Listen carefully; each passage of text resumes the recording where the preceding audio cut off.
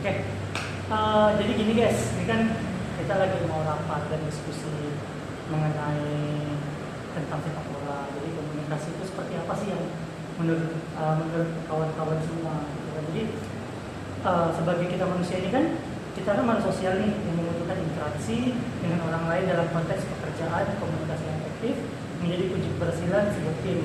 Nah, bayangkan sebuah orkestra, setiap pemain memiliki peran penting, namun jika tidak ada komunikasi yang baik antara konduktor dan para pemain, maka musik yang dihasilkan tidak akan harmonis. Jadi kita ambil simpulan macam sepak bola timnas. Nah, di sepak bola timnas malam itu kan bermainnya cukup bagus, hanya saja ada beberapa miskomunikasi. Itulah kenapa penting dalam sepak bola, kita ambil satu sampel dalam sepak bola itu kan komunikasi. Ketika komunikasi yang tidak berjalan dengan baik, otomatis antara striker, back, juga gelandang, beserta kiper bakal miskomunikasi. Contoh kayak kebobolan kita semalam. Nah itu kan antara miskomunikasi back dan kiper, yang dimana menurut dari back kita itu udah bolanya itu udah aman, ternyata tidak. Nah ini terjadi miskomunikasi. Jadi dalam suatu kerjasama tim, baik itu sepak bola atau apapun, memang kerjasama tim paling utama. Nah, jadi kalau aku mau nanya sama kawan-kawan semua nih, apa itu komunikasi yang efektif menurut Kak Bella? Kalau menurut Bella ya, komunikasi yang efektif itu komunikasi yang proses pertukaran informasi, ide atau perasaan antara dua orang atau lebih, sehingga pesan yang disampaikan dapat dipahami dengan baik oleh orang.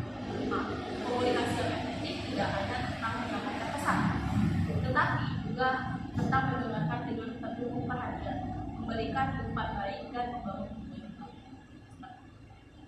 Berarti untuk suatu komunikasi yang efektif itu dia harus menggunakan suatu hubungan yang baik, ya kan, ya terjadi komunikasi. Lalu ini aku juga sedikit bingung nih. Jadi mengapa tuh Bang, komunikasi itu penting? Kenapa komunikasi?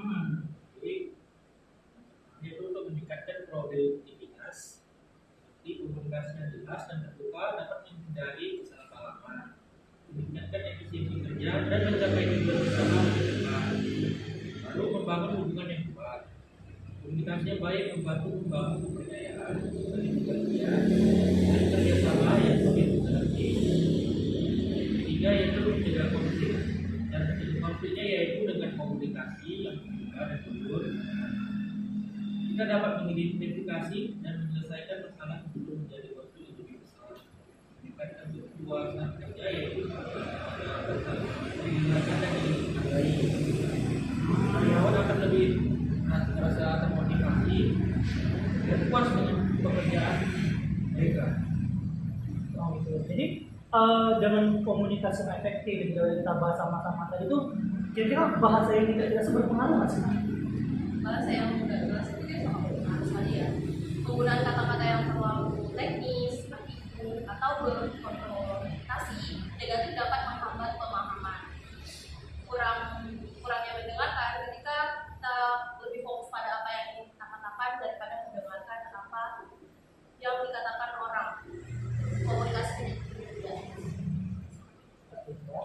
Jadi jelas ya bahwa komunikasi itu sangat penting dimanapun, kapanpun, terutama yang jelas itu dalam bidang sepak bola. Jadi ya sampai kapan juga tuh tetap jangan sampai komunikasi.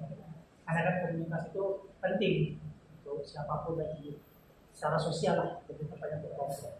Oke, thank you Kak ya.